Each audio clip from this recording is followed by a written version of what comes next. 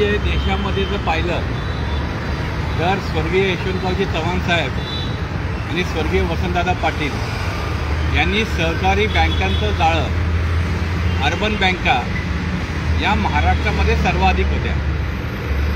2014ला या देशामध्ये भाजपचं सरकार आल्यापासून सहकार मंत्री अमित शाह यांनी नियोजनबद्धरित्या बँकांचा पैसा उद्योगपतींनी कर्ज घ्यायचं, कर्ज भरायचं नाही आणि या बँकांमध्ये पैसे कुणाचे आहेत तर सर्वसामान्य मध्यमवर्गीय गरीब माणसांच्या त्यामध्ये ठेवी आहेत। दर महिन्याला एक रिझर्व्ह बँकेकडनं ती बँक बंद करायची, कोट्यावधी रुपये जे NPA झालेले असतात, जे उद्योगपतींनी पैसे घेतलेले असतात त्याची परतफेड केलेली नसते, त्यांचे खिसे गरम झालेले असतात आणि ज्यांनी आयुष्यभर नोकरी केली, रिटायरमेंट नंतर आपले पैसे त्या बँकेमध्ये गुंतवले की आयुष्यभर आपल्याला चांगलं जीवन त्या ठिकाणी जगता येईल, अशा सर्व मध्यमवर्गीय गरीब माणसांचे पैसे त्या ठिकाणी संपवण्याचं काम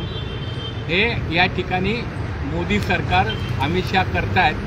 त्यांच्या निषेधार्थ आज 31 मार्च हा दरवर्षी आपलं आर्थिक वर्ष जे असतं आज बँकेचं क्लोजिंग दिवस असतो। परंतु आपण जर एक पाहिलं असेल की या संपूर्ण कालावधीमध्ये या देशामधला जो उद्योगपती आहे ज्यांनी बँकेकडनं पैसे घेतलेले आहेत त्यांची संख्या वाढत चाललेली आहे आणि सर्वसामान्य गरीब मध्यमवर्गीय माणूस यात भरडला गेलेला आहे।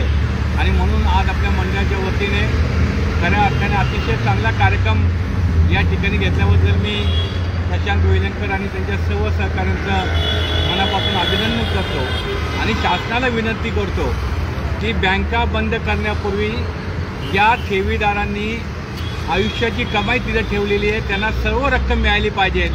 5 लाख फक्त द्यायचे आणि वरचे पैसे हे सरकार आणि उद्योगपतींच्या खिशात घालायचे, हे भारतातली जनता सहन करणार नाही। या निमित्ताने या आंदोलनाचा हा इशारा आहे।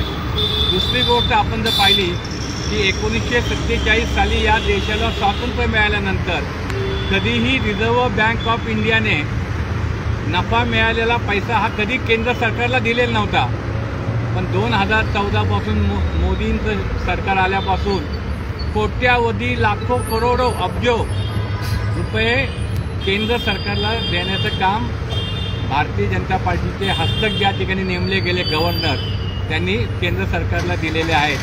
हे सुद्धा सर्वसामान्य लोकांच्या पैशाची लूट आहे असं मला या ठिकाणी वाटतं।